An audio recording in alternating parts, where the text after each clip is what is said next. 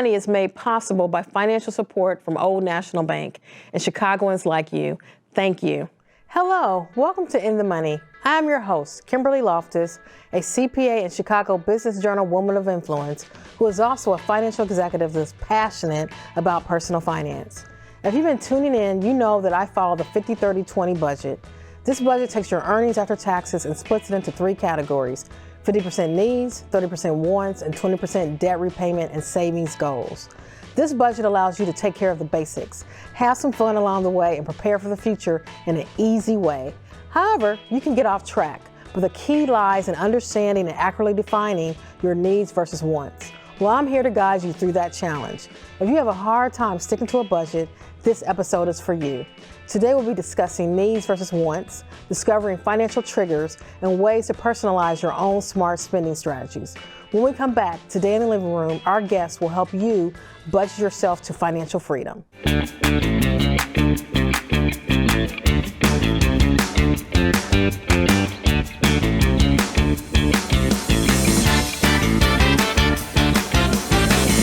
In the living room today, we welcome back licensed clinical social worker and author Tamika Hale to discuss what is a need versus a want and how to break through your barriers, defining your needs for a road that leads to financial freedom.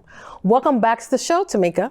Thank you for having me, Kimberly. When we talk about money and needs versus wants from a most basic level, I'm talking about Maslow's hierarchy of needs, which basically has three categories of needs depicted in a pyramid. The foundation of the pyramid being needs for survival, such as food and shelter, with the middle of the pyramid being the psychological needs, such as love and self-esteem. The tip of the pyramid is represented by the need for more, such as creativity and beautification. In the era of social media, it seems that the tip of the pyramid is having more priority than the foundation. How can we get people back to the basics of what is a need and not relying on those latest TikTok videos to define it and create so much peer pressure to keep up? So I think you have to use what is relevant, though. I know you're saying don't use the TikTok videos, but then I think we need someone who a social influence to start promoting that, because in all honesty, that's the trend of what most people follow, even people in our age, even though we didn't even grow up with social media like that, right? And then also there is this thing about the need to look great and that makes you feel great, but it doesn't make you feel great. We have to get people to start owning what they really feel and making it normal. And that's a part of like what I would say today, being mental health is becoming really big now. Start being mentally aware of what you're really feeling versus trying to make yourself feel good or look good to feel good. So if we go back to those financial triggers and the pyramid, where the foundation is the basics, food and shelter, and we'll make the assumption that all the audience has met their most basic needs, then we move into the psychological. Can you explain more about that, what we mean by that, those psychological needs? Psychological can, so I would say that's where you can start tricking yourself into thinking your want is a need too, right? Because I think like we need to feel good. As humans, we're made to feel, right? So we want to feel good. And there's a lot of us trained in, if you look good, you'll feel good. Even if you don't look good, you're gonna feel better, right? And people always say that, but that's just not true. And so I think that's where this psychological need has taken precedence and been kind of tilted the wrong way now into, like you said, with the peer pressure of all the social media of the wants, because we want to feel something. So you heard of the saying, fake it until you make it. So how do I know that I haven't taken the fake it piece too far? Well, how do you feel? Owning how you feel. That self-aware piece is everything. Like, you know when you're faking something. Right? I don't think anyone has faked themselves into believing they feel better, but they can pretend in front of people, right? But if you know once you're done with everything, you still feel empty inside, that's a clue that you're trying to fake something that's not real for yourself. So I've met my basic needs, but how do I know that I went beyond my basic needs? Like, I know I have my food and shelter, but do I need to have the $1 million house? How can I put that into the realm of my personal possibilities? I think once your bank account start hitting red, you into you have surpassed your needs now and your wants. Right. I think like if we be realistic with ourselves and really try to I can never say this word, differentiate. You got it. Yeah.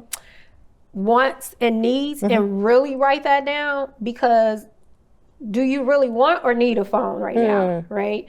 And most people would argue that it's a need, right? And I probably would too, considering the world we're in. So I think you have to sit down, everybody has to sit down with themselves and their family and really figure out what is a want versus a need. Because I think every family is different.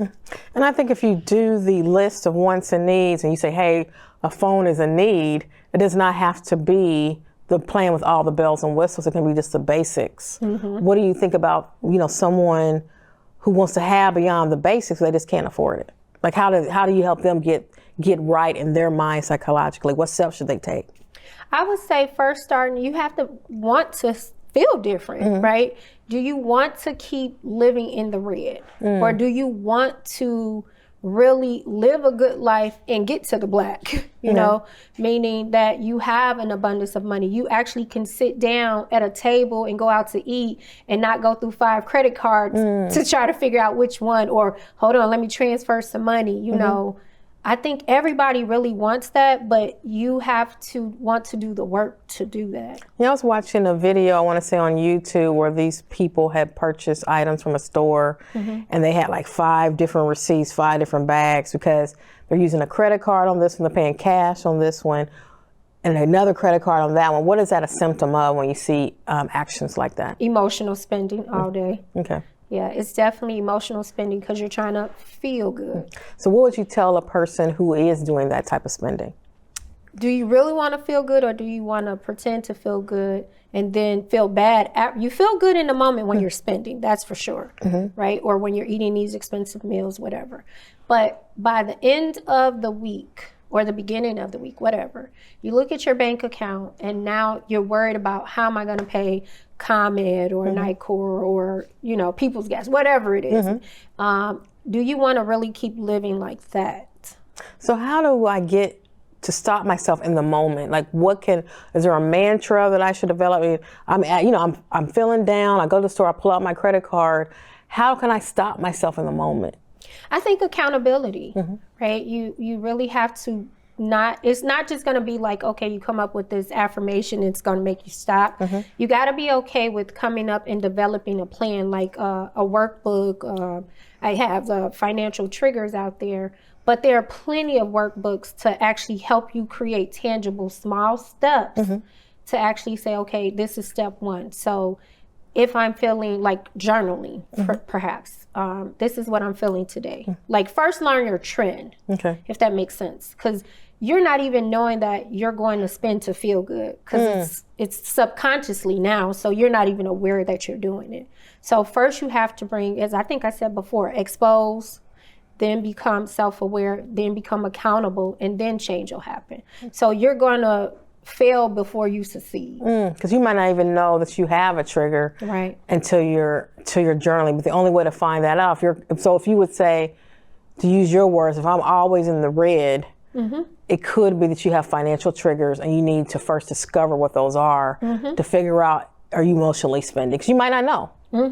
And then once you do that, the next step is, now that I have this awareness, you got to figure out why you're having those triggers. What did you say? Yes, and then accountability. And then how do I hold myself accountable? Do I need a partner? Oh, yes. Okay. We lack discipline. If we did that, we probably wouldn't be in the red. So I would say get you a support partner, whether it be a friend, a therapist. I actually have clients that I work with that we're actually doing accountability with their tracker on what we have, a no spend challenge. So we created the list of what you can buy, what's an exemption, and what you cannot buy. That's a good start too, to even see if you have a problem with spending.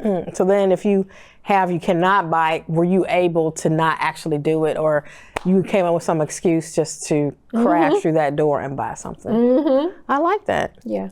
And then the accountability partner should be someone they can trust. Oh God, yes, you have to, because you don't want people to weaponize what is your vulnerability. And most people are scared of that. So that's why they don't open up about finances, like taboo. You can do everything else but talk about that. That's true. So you have to have somebody you trust. Or even if you do want to go to a professional banker, if you're trying to buy a property, I do know like real estate agents that have resources that help you with that, to help keep you on track because you're trying to buy something. So I've done the work, I have an accountability partner, but I'm still having trouble because I haven't really defined or set parameters around a need or a want. So for example, my lease is coming up. It's time for me to move into my next apartment. And this other one that's going to double my rent is, double the size, but it's closer to the office versus if I just stay put and have a small increase.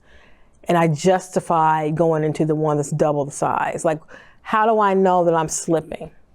Because you're sitting there arguing with yourself. And if you have to convince yourself with something, then you already know it's not the way to go. Because that means you're going against your intuition. Okay. So I already know in my gut what I should be doing, but I'm coming up with the pros of why I should make this big decision. Yes, you're trying to sell yourself. That's what I always say.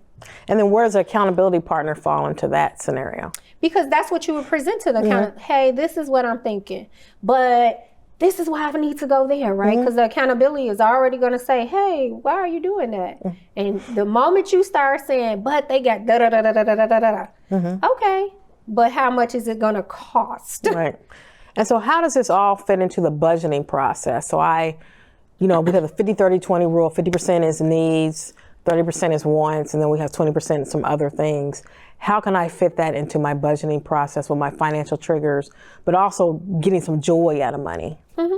I think that's where you come up with like a spend budget. What am I allowed to just spend, freely on? Like how much money am I allowed, my allowance, like we do kids. I think as adults, we forget to give ourselves allowance and we just spend. So how do I do this needs and wants when I have a partner or a family? Sit down with your family. I think even if you bring the kids in, because you'll be surprised how knowledgeable some of our youth are about money. They're more conscious than us sometimes, and then it could be the opposite too, don't get me wrong. But I think sitting down as a family and really making each other accountable, because your kid can say, well, Mom, why do you need a Coach purse? Why? Right. If I can't have my iPhone, whatever, 18, why you need that? But what about people who have enablers in their family? Like, yeah, go ahead, girl, you deserve it. Well, when somebody patting you on the back. But they're telling me what I want to hear, so it might just, Again, that's a mental thing, right? You got to decide, when somebody's telling you what you want to hear versus what you need to hear. Because we pick the friend, like I'm the friend who's going to hold you accountable. So everybody says they don't call me when they want to hear a reasonable explanation. That's a good point. Like when I want somebody to agree with me, I call that friend that I know. Exactly. You already know. That's a good point. So if I'm having trouble, like going back to that accountability partner can help me with this as well, to say somebody's just enabling me to hear what I want to hear, but that accountability partner will be the one that tells me the truth. Yes. Any final tips for our guests on how they can understand their wants and needs within this realm of social pressure and financial triggers? I think going on a no spend challenge is good for 30 days. Put down your, what you can buy and what you can't buy, just to see for yourself, like, are you even in any of these parameters? Okay, and can you do it? Do you have the backbone just to stop for 30 days? And if they can't, what does that say about them? Then that says a red flag. I need to come and get some help. Okay. Yeah. Well, thank you so much for your time today. When we come back, we'll discuss how to personalize your budget with smart spending strategies based on your relationship with money.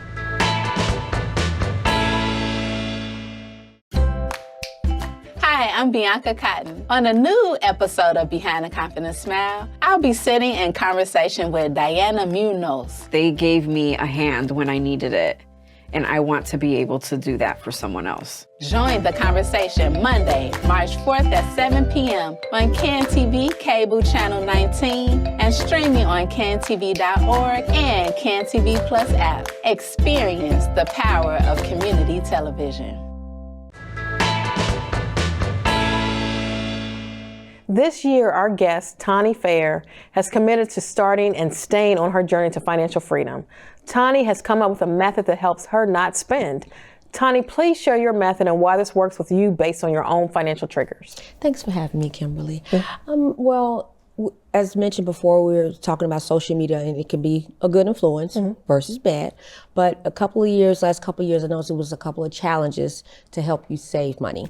It was 2 methods that I'm using now, and I even have my daughter using the methods as well.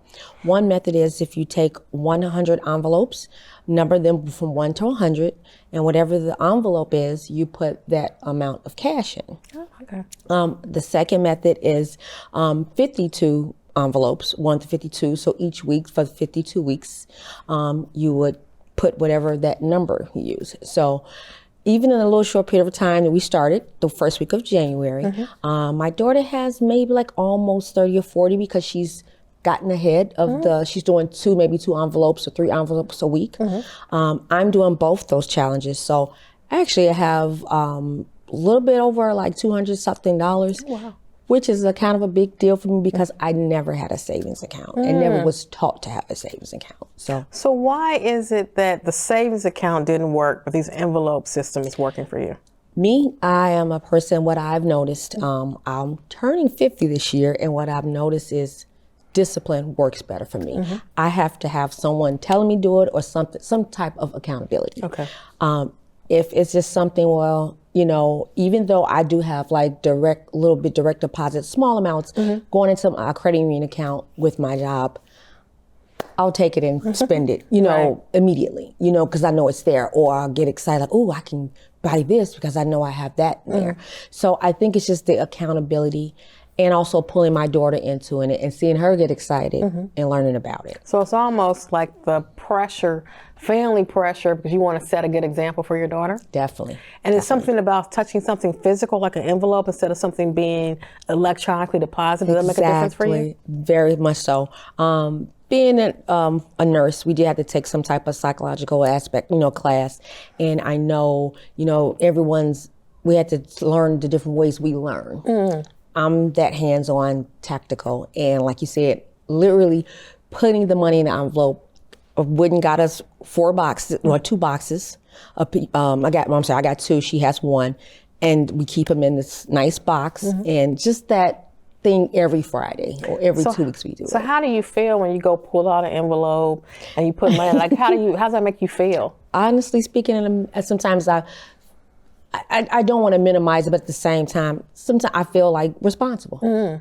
So, and it's a good feeling versus, oh my gosh, you know, and if I would need it, it's there. Right. But I'm really trying not, and so far, so good, I have not been touching it. So. Now, Tamika earlier was talking about accountability, and it seems your accountability is coming from something tactical where you can feel that having a family member that you want to set a good role model for. But what do you think about having an accountability partner for yourself? Would that help? At this point in time, I really don't have that support system. I'm usually, believe it or not, helping someone else. Even with recent times, with the bad weather we was having, my mom furnace just recently went out. So I had to assist with that. And then she had another issue that came up about her mortgage. I'm assisting with that. Not financial, but I'm getting her resources together to help with that. So I don't have necessarily that accountability person, but just starting off, just trying to find my own way. But if I feel I need more assistance, I will definitely seek assistance and resources. Okay. So I think the journey is hard by yourself. I think you have good systems in place. You want to be a role model, but if you're feeling weak, what are you going to do about that? I have no idea. And I have I'm not saying I'm a completely healed, Right. but it's been things that I have said, you know, you don't need that, you know, and it's been things that even with the basic needs of, I have a thing of, I don't know what it is again, and I discussed this last time I was here. When the day you know, the payday comes, it kind of felt empowering. So knowing that, you know, sometimes I see myself, I get like double packs of cups and paper plates just to have it because I have that money. But sometimes I have to say, okay, you have it, you know, just wait for the next time. But, you know, a lot of that also came into play with COVID. So I was, you know, I would, you know, stack my supply up, Right. and I still haven't gotten out of that mode yet. So I know for me, I have the scarcity mindset. It's always been my issue, but budgeting and putting things in black and white on paper kind of helped me say, hey, you can take care of your necessities and a little bit extra, but also you have the money to do the wants and things that you know, want to do. How are you going to incorporate that into your journey to be able to say, you know, it's okay. Yes, I'm, you know, I put everything in my buckets of these envelopes, but when is the point where you can say, you know, I'm okay? honestly thinking, to me, because I do recognize addiction and spending and other things, I think I would never let myself off and say I'm okay. I think it will be, for me, it will be continuous work. Okay. Because I've been in a situation where I've been not necessarily financially stable, but credit was great. And, you know, I have a friend who is in the same field, but has a very high ranking degree. And she mentioned, oh, this is nothing. I cycle every 3 or 4 years. I bottom out and climb myself to the top. Something that triggered me was something. And I know this, she has several businesses and she's financially stable. Well, so I thought. Right. So for her to say that kind of triggered me into thinking like, no, it's an ongoing process, and it needs to be just a continuous thing. So what made you want to decide that this year is the year, and what emotionally is happening where that you didn't like that feeling? Always being in the red, I'm being honest, seeing the pink notices of different things. It's you know, even little simple things. I remember years ago when, of course, my daughter was way younger, we went to one of those dinosaur things, and I literally did not have enough money to park, eat, get something to eat later, and buy her souvenirs. And it was just, I know what I make, and for me not to be able to do that, that was heartbreaking for me. Right. So I just know that I don't ever want to be in that position again. While I do have the opportunity to build myself up, I took the advice from last time, looked at my credit reports, looked at everything.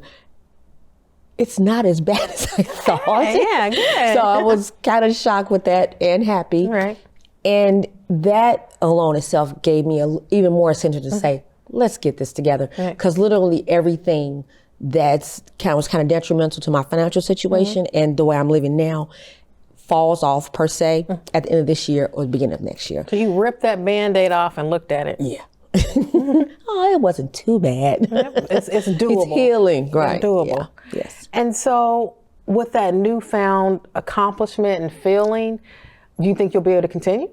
Definitely. And even so, like I said, even though the envelopes is for, like I said, for 100 weeks or 52 weeks, I've even tried to like say, hey, not so much pressure on ourselves, but let's do 2 a week. And I showed her, my daughter, and myself, you know, the numbers of, so instead of at the end of this year, we have this, we can have it by mid-year. Maybe we can travel, we can do things.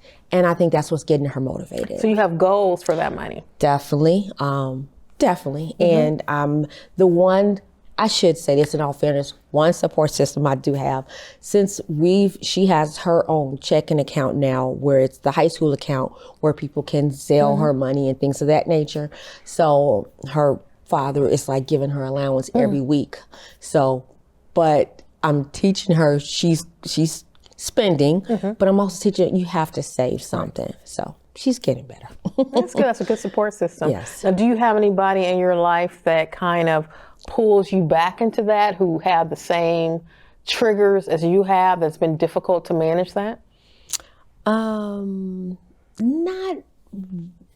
well, I have, I'm gonna be honest with you, I have people who I do have that I know has a positive relationship with money.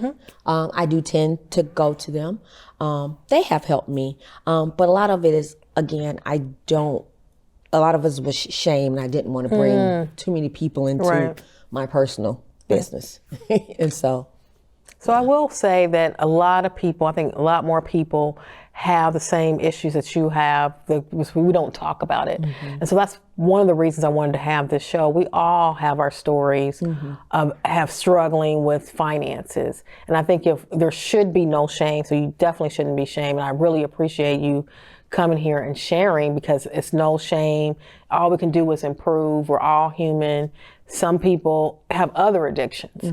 Ours just happens to be around issues with money, and you're definitely taking the right direction. And I appreciate the things that I'm learning, I'm hearing and picking up, and it's been very helpful. Thank you so much for sharing your story today. We really appreciate it. I know this is a vulnerable space to come and share with our audience, but it's such an important topic, and thank you for being a part of it. Yeah, thank you for having me. And when we come back, we'll close it out.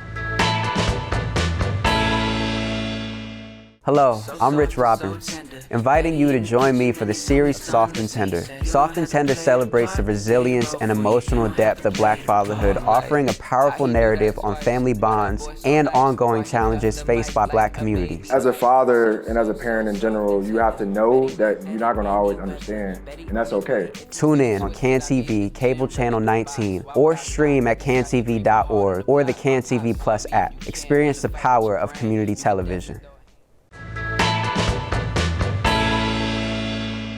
Today, we did a deeper dive into budgeting and offer some tips to help you not only create a budgeting system, but also stay comfortably on track. The key is clearly defining the difference between needs and wants with a continuous focus on your financial goals. At In the Money, we understand the importance of this journey to financial well-being and are dedicated to support and empower you at every step. So continue your journey of mental financial awareness and tailor your budget to a method that aligns with the unique person that you are for true success. Join us next week as we continue our journey to financial freedom for 2024. If you have any questions about today's topic or past topics, please send me an email to Kimberly@inthemoneyemail.com or follow me on Instagram, Diva of Cashflow. Remember, we are on this journey together.